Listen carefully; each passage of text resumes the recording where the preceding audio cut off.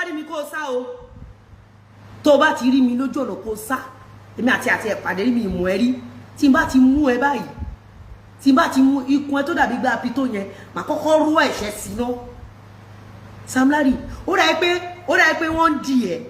Sam Larry, I don't want to see you on this cyberspace. Save us from your crap.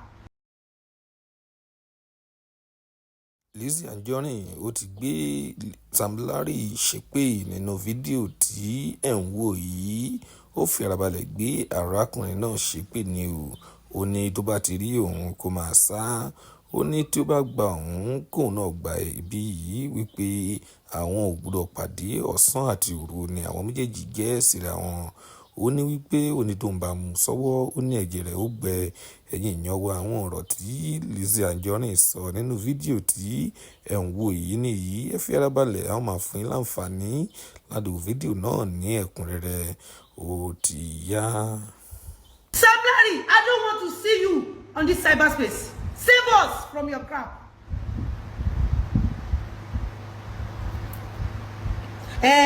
Ó wá pa, ó wá nà, ó wá gbé. Are you okay? Are you normal? Ó wá gbé, ó wá pàdé ẹ̀, ó wá nà, ó wá tì. Ìyẹn nìdí ògùn tó yẹ kó ti lọ. Kó ti fi hàn ọmọ Nàìjíríà wípé gbogbo ẹ̀yin ọmọ Nàìjíríà tí bá mọ̀ ní kòkú MOHBAD báyìí ni kó ṣe rí. Ìyẹn jẹ́di Ọya, ìyẹn jẹ́di Ọbàtálá tó yẹ kó lọ. Ó lọ Mẹ́kà jù mí lọ ni. Nígbà tó kun àtòṣì dé tí mo mọ̀ pé fẹ́ pa mí. Wọ́n fẹ́ fún mi lórúkọ tí ò ṣe tèmi. Mo kọ́kọ́ sọ fún gbogbo wọn, ẹ má pè mí lálàájá tẹ́ bá fẹ́ ṣe orí burúkú ń bí. Mo ṣẹ̀ṣẹ̀ wá gbé ìwo síta. Because mo mọ̀ wípé my name is my brand. My brand is my life.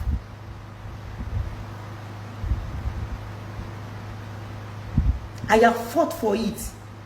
I built my brand with empty stomach. I built my brand with no roof on my head. Àdótò ṣì dẹ̀ dé bí o lè dé lóru. Ó fẹ́ fogun jà mí. Gbogbo ohun tí mo jẹ́ láyé, ó fẹ́ bàjẹ́.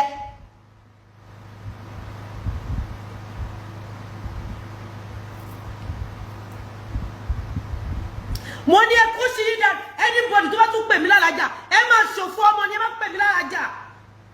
Torí àlàájá iná fẹ́ fi mú mi. Àlàájá. Sam Larry tó bá rí mi kó sá o. Tó bá ti rí mi lójú ọ̀nà kó sá. Èmi àti ẹ pàdé rí mi mú ẹ rí. Tí n bá ti mú ẹ báyìí. Tí n bá ti mú ikùn ẹ tó dàbí gba apito yẹn, màá kọ́kọ́ rú ẹ̀ṣẹ̀ sí ná. Sam Larry, ó dà pé wọ́n di ẹ. So normal. Ó ní oore ọ̀fẹ́ láti jókòó pẹ̀lú very dark man. Ó sọ fún very dark man pé very dark man. Number one, I am challenging so office that I wrote a petition to. I am challenging them to clear my name. Àbígbà tó competition. Ẹ̀rù ń bà ẹ́ ni. Mo ní ṣé ẹ̀rù ń bà ẹ́. Ẹ̀rù ń bà ẹ́ kó jẹ́wọ́. Nigerians need to know. Tí Nigeria ò bá mọ nǹkan tọ́lọ́pàá báwọn tó competition sí. Tí wọn ò bá post nǹkan tó ń ṣe findings fún. Àwọn ọmọ àdótò ṣì máa pa ẹ́. All they need to do is wọ́n kọ̀ rí ẹjọ́ kan ni. Wọ́n á dẹ̀ wo ilé ẹ̀ mọ́lẹ̀. Olúbọ̀ ìwé ilé mi mọ́dún mátà. Wọ́n á wo ilé ẹ̀ mọ́lẹ̀. Wọ́n á dẹ̀ waste ìyá ẹ̀. Ó di Biggie àti Tupac nìyẹn. Ó rẹ̀ pé Sam Larry onídìímọ́rò. Onídìímọ́rò. Brain ẹni láti reset. Ó wá dárúkọ, ó tún indict Slantan. Tí Slantan bá fẹ́ ràn ẹ́ lọ́wọ́ kò tí ní jáde ti pẹ́. Àbí wàsá ló ń pe Gistlover ni. So ní 2025, ó lè jáde kó sọ fún wa wípé we wrote a petition to so office. And we are hoping that office will tell Nigerians if myself and my dearest brother Naira Marley are involved in so cases. So you cannot come online and tell us such thing. Oh, no. I am highly disappointed.